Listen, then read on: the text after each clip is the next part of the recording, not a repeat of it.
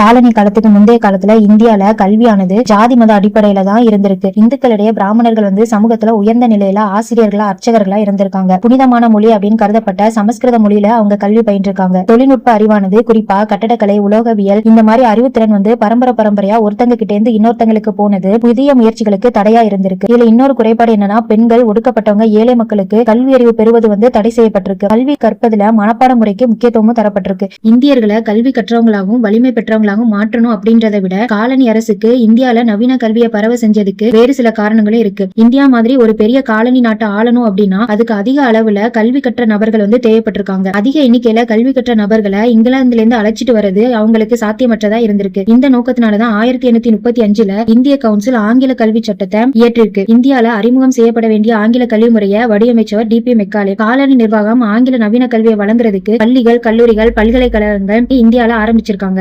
1857 பம்பாய், சென்னை, கல்கத்தா ஆகிய இடங்கள்ல பல்கலைக்கழகங்கள் நிறுவியிருக்காங்க. இந்தியர்கள்ல படித்த வகுப்பினர் ஆங்கிலேயர்களுக்கு விசுவாசமா இருப்பாங்க அப்படின்னு ஆங்கிலேயர்கள் எதிர்பார்த்திருக்காங்க. ஆங்கிலேயர்கள் அவங்களோட நலனுக்காக கற்றறிந்த இந்திய வர்க்கத்தை உருவாக்கி அதை பாபு வர்க்கம் அப்படின்னு ஏளனப்படுத்தியிருக்காங்க. இருந்தாலும் அந்த வர்க்கத்தினர் தான் இந்தியாவோட புரட்சிகர முற்போக்கான படித்த வர்க்கமா மாறி நாட்டோட விடுதலைக்காக மக்களை திரட்டுறதுல முக்கிய பங்கு வச்சிருக்காங்க. கற்றறிந்த இளைஞர்கள் தொடக்க காலத்துல ஆங்கில நிர்வாகத்தோட இணக்கமான அணுகுமுறையை கொண்டிருந்தாலும் கூடிய சீக்கிரமே சுதந்திர இந்தியாவில மட்டுமே அவங்களோட விருப்பங்கள் நிறைவேறும் அப்படின்றத உணர்றாங்க. நவீன இந்திய கற்றறிந்த பிரிவை சேர்ந்த ராஜாராம் மோகன் ராய், ஈஸ்வர் சந்திர வித்யாசாகர், சுவாமி விவேகானந்தர், அரவிந்த கோஷ், கோபாலகிருஷ்ண கோகலே, தாதாபாய் நவ்ரோஜி, ஃபெரோஷா மேத்தா, சுதந்திரநாத் பானர்ஜி இவங்க மத்தவங்களும் சேர்ந்து இந்திய அரசியல், சமுதாய, மத இயக்கங்களுக்கு தலைமையேற்றாங்க. சுதந்திரமான பத்திரிகை உரிமை, பொதுக்கூட்டங்களில் சுதந்திரமாக பேசுற உரிமை, சுதந்திரமாக ஒன்று கூடும் உரிமை, இது எல்லாமே இயற்கையான இயல்பான உரிமைகளாகும். கற்றறிந்த இந்தியர்களோட ஐரோப்பிய கூட்டாளிகள் இந்த உரிமைகளை அவங்களுக்கு நெஞ்சுக்கு நெருக்கமா வச்சிருந்தாங்க. இது அவ்வாறே அவங்களும் கடைபிடிக்கணும் அப்படின்னு விரும்புறாங்க. பல அமைப்புகள் உருவாக்கப்படுது. அங்க மக்கள்